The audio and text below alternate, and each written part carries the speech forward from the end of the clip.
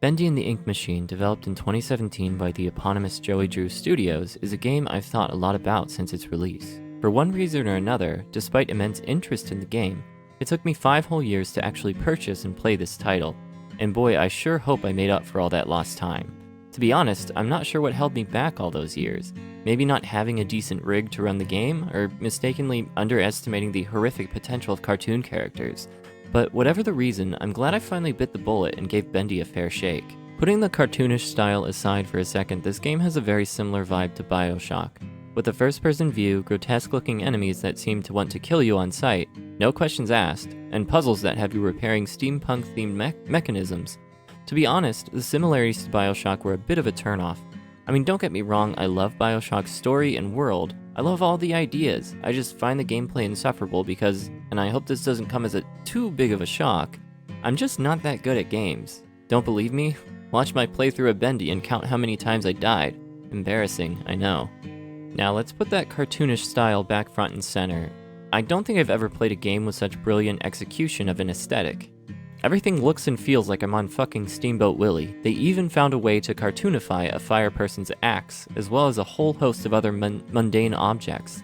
The music too contributes thematically to a soundscape that is at once merry melodies, and also whatever fucked up demon-fueled version we have going on here. The characters too are all fascinating. Let's start with who we play. Henry Stein is a former animator of Joey Drew Studios and Joey's ex-business partner. Joey Drew is obviously a caricature of Walt Disney, though not quite as embellished as we'd like to believe.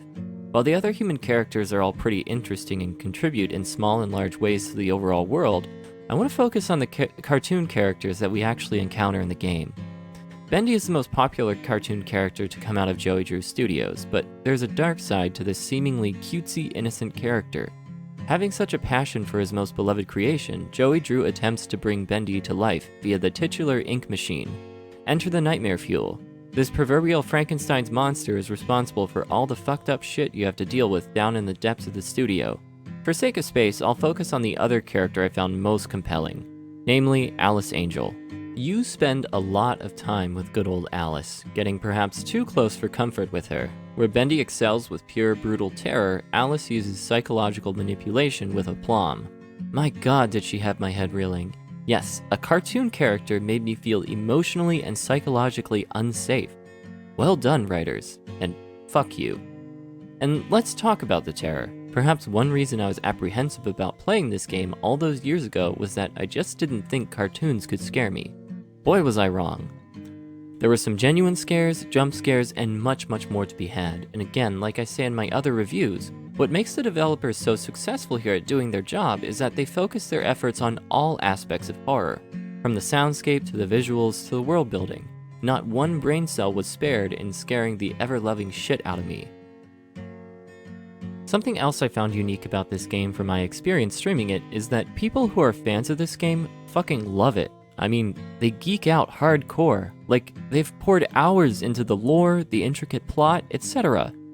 It's hard to say how big the following is for this game, but I at least had one diehard fan pop in and provide illuminating context for this game every time I streamed it. The full game is $19.99 on Steam. It took me about 6.5 hours to complete the game, and there's a lot I still have to explore. The devs actually included an item that you receive pretty late in the game that you can carry with you on subsequent playthroughs, which is an ingenious way to create replay value. Masterfully done, seriously. I wholeheartedly recommend this game to any fan of survival horror, and don't be fooled, they're not just cartoons anymore.